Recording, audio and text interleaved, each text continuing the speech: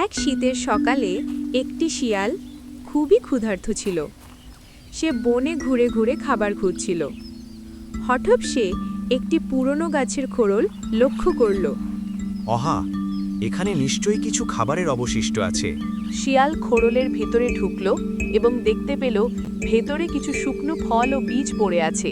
সে গপ গপ করে সব খাবার খেয়ে নিল, কিন্তু খাবার খাওয়ার পর সে বের হতে পারল না। খোড়লটি আঁকড়ে ধরেছিল। হায়, আমি কি করে এখন বের হব?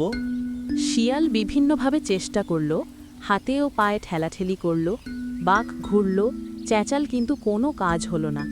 সে তখন বুঝল যে স্বেচ্ছায় খোড়লের ভিতরে ঢোকার কারণে নিজেই সমস্যায় পড়েছে। সময় বয়ে চলে, সকাল গড়িয়ে দুপুর হয়। পাশ দিয়ে যাচ্ছিল অপর একটি শিয়াল। হঠাৎ তার চোখ পড়ল খোড়লে আটকে থাকা শিয়ালটির উপর। হে শিয়াল, তুমি কি করেছো? তুমি কি খোড়লে আটকে পড়েছো? হ্যাঁ, আমি খুব ক্ষুধার্ত ছিলাম। খাবারের জন্য আমি খোড়লের ভিতরে ঢুকেছি, এখন বের হতে পারছি না। ক্ষুধার্ত হলে সবসময় বুদ্ধি ব্যবহার করতে হয়, কেবল খুঁজে পেলে ছুটে যাওয়া যথেষ্ট নয়। আমার ভুল হয়ে গেছে। এখন আমি কি করব? কিভাবে এই বিপদ থেকে রক্ষা পাবো? তুমি আর কিছুক্ষণ অপেক্ষা করো। তোমার খাবার হজম হয়ে গেলে তুমি আবার রোগা হয়ে যাবে এবং সহজেই বেরিয়ে আসতে পারবে। এই কথা বলে শেয়ালটি সেখান থেকে চলে যায়।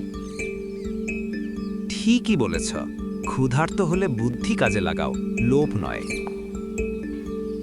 এর কিছুক্ষণ পর শিয়াল ধীরে ধীরে বনে ফিরল, কিন্তু এবার সে আরও সচেতন ও সাবধান ছিল।